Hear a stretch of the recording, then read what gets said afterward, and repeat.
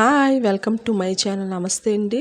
ఈరోజు మనం పాకం పట్టకన్నా గవ్వలు తయారు చేసుకుందామండి. స్వీట్ గవ్వలు ఇలా చేసుకుంటే చాలా టేస్టీగా కరకరలాడుతూ వస్తాయండి. ఒకసారి ఎలా చేయాలో ప్రాసెస్లోకి వెళ్దాం.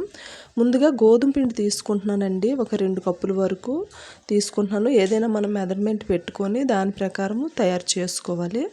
ఇదిగోండి నేను ఇలా ఒక గ్లాస్ మెజర్మెంట్ పెట్టుకొని 2 గ్లాసుల గోధుమ పిండిని జల్లెడ పెట్టేసుకుంటున్నాను. 2 గ్లాసులు గోధుమ పిండి పక్కన పెట్టేసుకొని అందులోని కొంచెం సాల్ట్ వేసుకొని పక్కన పెట్టేసుకోవాలి.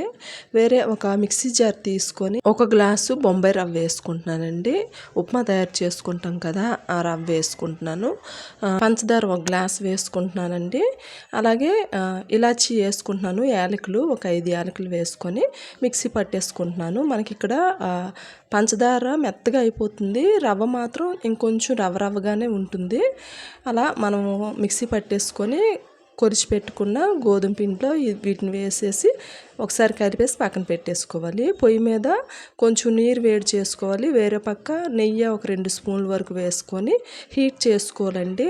కరిగించడం కాదు, కొంచెం హీట్ చేసుకోవాలి.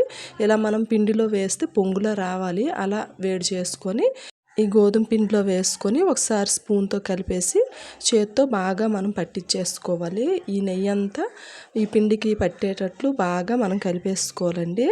ఇలా కలిపిన తర్వాత మనము మరిగించుకున్నాం కదా వేడి నీరు, వాటిని కొంచెం కొంచెంగా వేసుకొని మనం ముద్దగా కలిపేసేసుకోవాలి. ఈ వాటర్ అనేవి చాలా తక్కువ పడతాయండి, ఎందుకంటే వేడి నీరు కదా, బాగా మరిగించిన నీరు.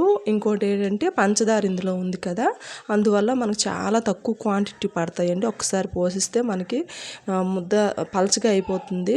మనము చూసుకుంటూ కొంచెం కొంచెం నీరు వేసుకొని ఇలా చపాతీ ముద్దలా కలిపేసుకోవాలి. కొంచెం గట్టిగానే కలుపుకోవాలండి.